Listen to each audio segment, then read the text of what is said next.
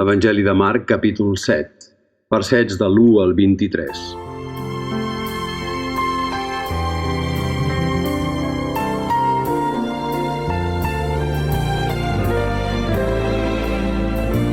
Els fariseus i alguns dels mestres de la llei que havien vingut de Jerusalem se li van acostar i es van adonar que alguns dels seus deixebles menjaven amb mans impures, és a dir, sense haver-se-les rentat primer, perquè els fariseus i tots els jueus, aferrats a la tradició dels ancians, no mengen si primer no s'han rentat ritualment les mans. I quan tornen de la plaça no es posen a menjar sense haver-se banyat primer i, a més, observen per tradició moltes altres pràctiques, com és ara esbandir els vasos, les gerres i els atuells d'aram. Per això els fariseus i els mestres de la llei li van preguntar: «Per què els teus deixebles no segueixen la tradició dels ancians, sinó que mengen pa amb les mans impures?»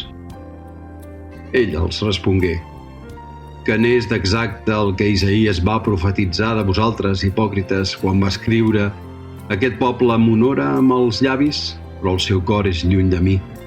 El culte que em tributen és buit, perquè les doctrines que ensenyen són preceptes humans. Deixant davant del manament de Déu, us aferreu a la tradició dels homes». També els deia: «Quina manera més polida d'arraconar el manament de Déu per tal d'implantar la vostra tradició.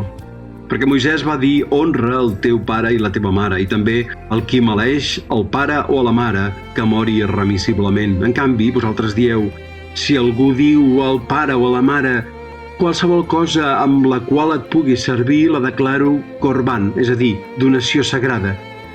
Ja no li deixeu fer res per ajudar el pare o la mare, invalidant la paraula de Déu amb aquesta vostra tradició que aneu transmetent. I de coses com aquestes en feu moltes». Novament va venir la multitud i els deia: «Escolteu-me tots i enteneu bé això. No hi ha res del que entra en un home des de fora que el pugui embrutar. Són les coses que surten de l'home les que embruten. Qui tingui orelles per escoltar, que escolti». Quan va entrar a casa, després de deixar la multitud, els seus deixebles li van preguntar sobre el sentit de la paràbola. Ell els diu: «També vosaltres sou curts d'enteniment? No compreneu que tot el que de fora entra en l'home no el pot embrutar?